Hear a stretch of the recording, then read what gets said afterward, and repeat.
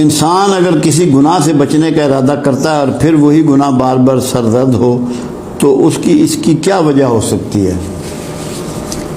دو وجہ ہوتی ہیں، جس کو کہا گیا ہے توبۃ النصوح، ایک مثال دی گئی کہ جب ایک بار توبہ کر لی تو پھر اس گناہ کو نہیں دہرایا۔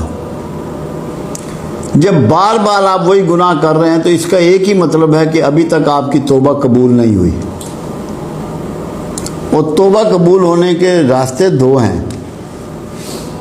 پہلے معافی مانگو اپنے گزشتہ اعمال پر، اور اللہ سے آئندہ کے لیے وعدہ کرو، اور اللہ ہی سے کہو کہ پروردگار مجھے استقامت عطا فرما کہ میں اپنی اس توبہ پر قائم رہوں۔